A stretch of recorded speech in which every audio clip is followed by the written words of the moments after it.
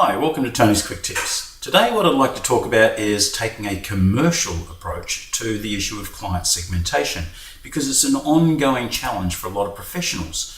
And the thing that I would suggest you begin with is looking at it from two perspectives. Look at every client from these two simple perspectives. How ideal are they?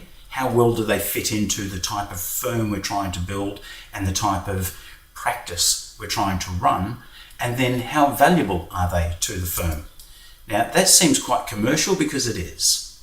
But if we look at it from this perspective, the business strength or the value, if you like, to the firm, we could rate clients from 1 to 10 in terms of how valuable they are to the firm in terms of their ongoing value, not just what they've paid in the past, but their future value to the firm.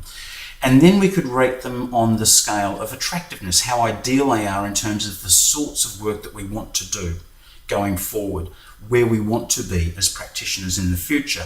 See, not all clients that we've dealt with in the past are actually perfect for where we want to be in a few years' time, are they? So let's start off with how we would make some commercial decisions around some of those segments.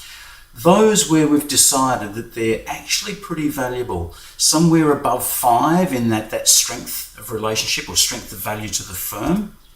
What we do there is we build cost-efficient servicing systems. Now, cost-efficient means we try and minimize the professional's time and the professional's involvement, but we want to keep these people happy. We want to keep them engaged with our firm because they represent great value to us. They just aren't necessarily the future. So what we do is we use our administrative people, we use our technology, we use our software systems, we use our newsletters, our CRMs, but we build really cost-efficient servicing systems that maintain high levels of contact and high levels of communication and keep our name and our brand in front of them and keep that relationship alive without harassing them and without it taking a heck of a lot of the professional's time.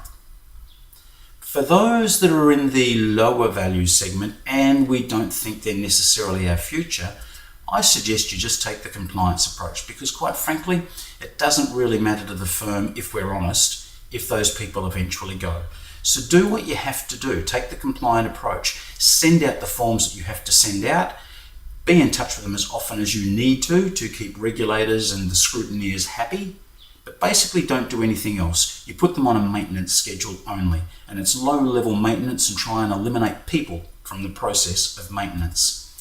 With those that we look at and go, actually, they could be great clients in the future. They could be just the sort of people that we really want to grow, but at the moment, they're not that valuable to us. We haven't really developed those relationships as well as we could.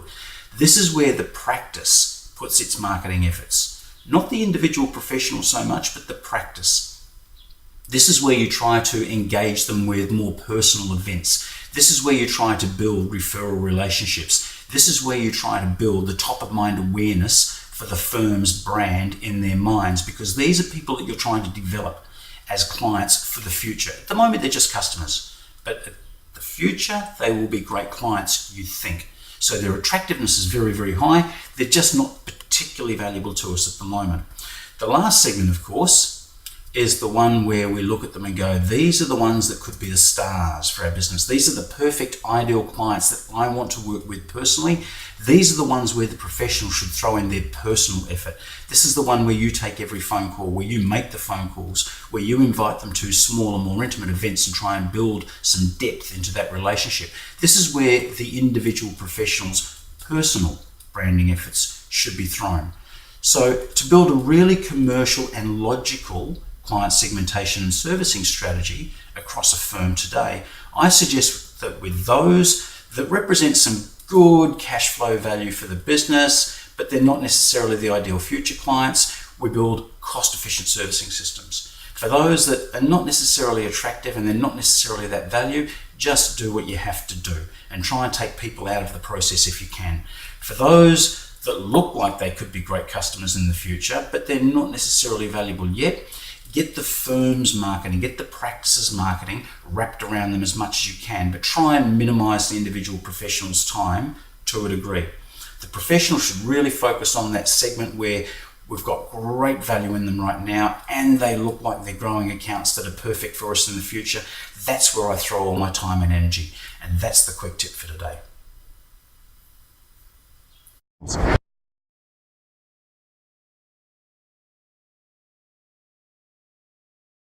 possible.